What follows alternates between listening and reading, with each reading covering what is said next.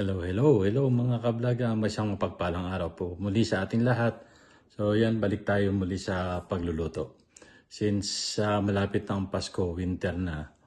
So hindi muna tayo masyadong makalabas para makapag-content sa labas. So ngayon, balik tayo muna sa pagluluto. At anyways, malapit naman na ang Pasko. So pwede rin maging idea kung anong pwedeng simpleng luto para na rin sa pamilya, of course. Yan. Yan ang ating balak lutuin ngayon is isda naman. So nakabili kami ngayon ng tanige. So inisip kong magkaroon ng twist. Gawin nating sarsyado yung aming nabiling tanige. Anyway, frozen kasi siya, hindi siya pwedeng kilawin. So yan, pwede natin siyang gawing sarsyado. Ito siya. Yan, ito yung aming nabiling tanige. Yan siya. Spanish mackerel pala yung English sa kanya. So, ipiprito natin siya later. At ang ating, napakasimple lang ng ating magiging ingredients dito. Siyempre, meron tayong kamatis yan. Kamatis, sibuyas, bawang, at itlog. So, ngayon ipapry natin ang ating tanige para sa ating sarsyadong tanige. Pero, meron tayong bagong twist.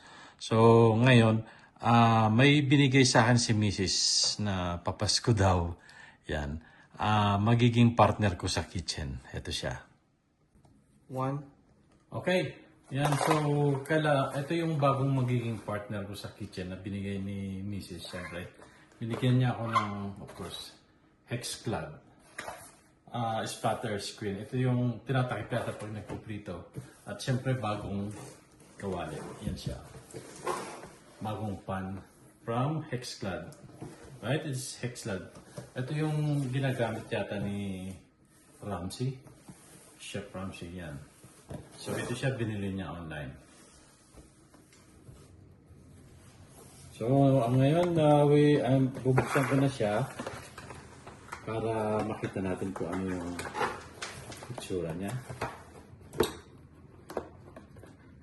So, kailangan natin sirain na. Anyway, regalo naman to. Yan, ito siya.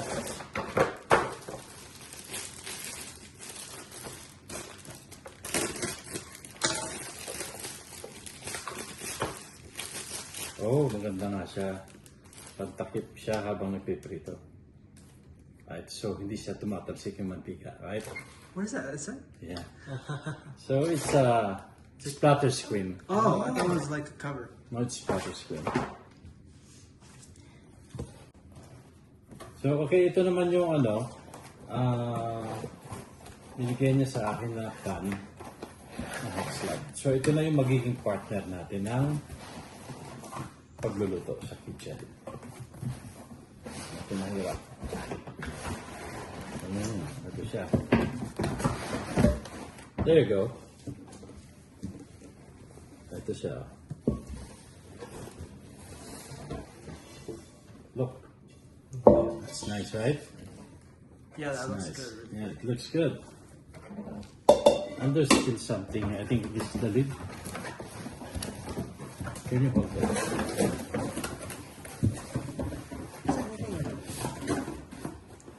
Is there anything else inside?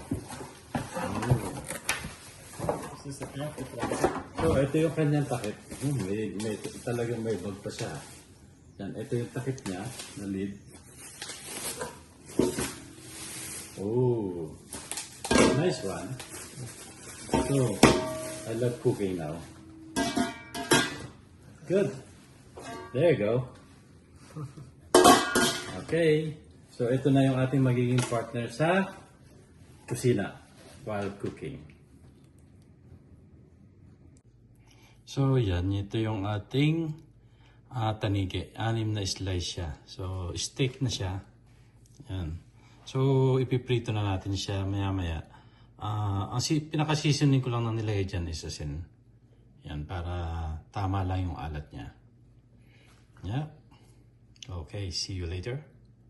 So, yan, ito na yung ating pipritong tanige. Yan, para sa ating sarsyadong tanige. So, yan, ang binamano natin sa ating Hexclad na kawali. Siyempre, isda.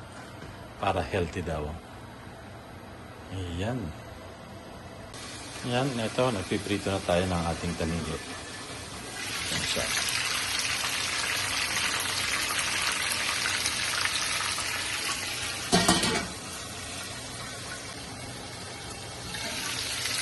Maganda nga siyang, masarap nga pala magluto dito. Kasi hindi dumidikit yung isda niya. Kahit binaliktad mo na hindi pa masyadong luto, hindi siya dumidikit. Ayan, ito na yung ating unang batch ng ating steak, slice na steak ng tanigi na ating gagawin sa shadow later. Tapos ito pa yung ating second batch natin. Maganda siyang pagtutuhan. Hindi dumidikit.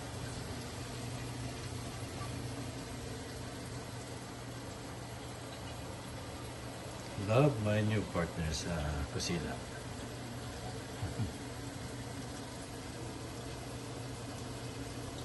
Tapos ito yung ating, syempre yung ingredients natin. Napakasimple lang. Andyan yung bawang, sa sibuyas, kamatis, at saka syempre lalagyan natin ng patis at itlog. Ganyan lang kasimple. Pagkatapos nating i-fry yung yung tanigi, gigisa lang yan. Masarap na siya, mas masustansya pa. At syempre, masarap siya kain kasi hindi naman laging karne din.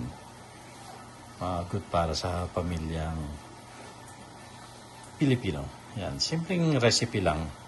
Malay natin, pwedeng gayahin din para ihanda sa Pasko. Yan, see you later. Yan, ito yung ating igagawing sarsyado yan. Tapos na yung ating pritong tanigi. Tapos syempre yung itlog, patis at itong mga simpleng ingredients lang. Yan, gigisa na natin siya. So yan, ito na yung ating pinagprituhan kanina. Dito na rin natin lulutuin kasi hindi naman siya madumi. At wala naman siyang dikit na isda. So dyan na rin natin igigisa yung ating sarsyado.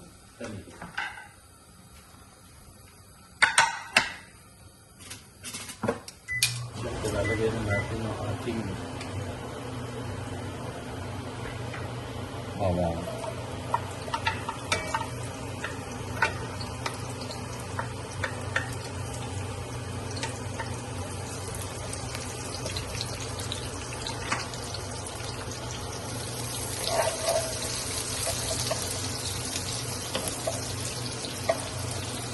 Luto natin yung ating sibuyas yan.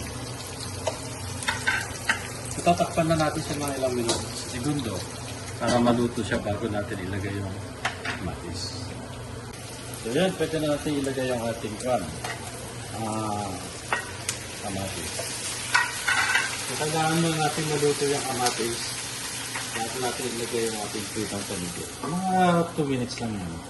Luto yan. So, ayan natin ang ito na yung kanyang kamatis. Hindi pa naman siya masyadong luto. Pero ilalagay natin itong ating pinagitong tanigi.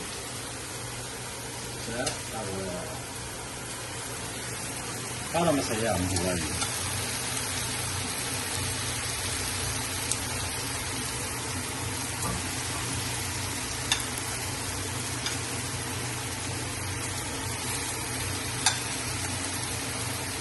Later lalagyan natin siya ng konting tubig para magkasabaw. At syempre pampalasa natin ng patis. Nilagyan ko na siya ng konting asin kanina.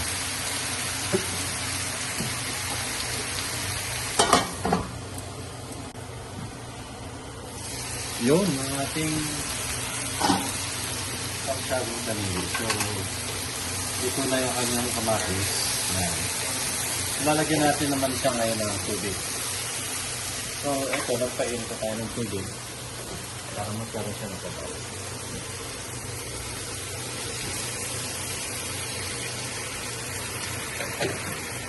Ayan. Tapos mamaya, pagka matipla na natin, titipla natin mamaya ng alat, talagay na natin yung itlog.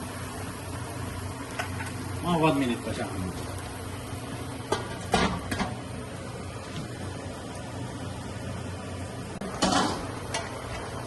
Taliging sa shadow taligin. Yan. So, since luto na siya, templado na, lalagay na natin itong ating itlog yan.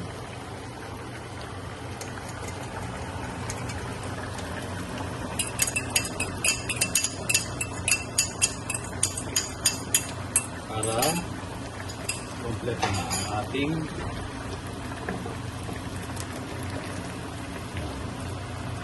so, luto na siya.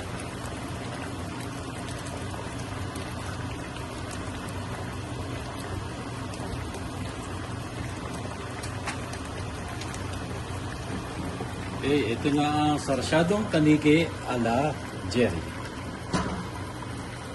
Okay, thank you for watching.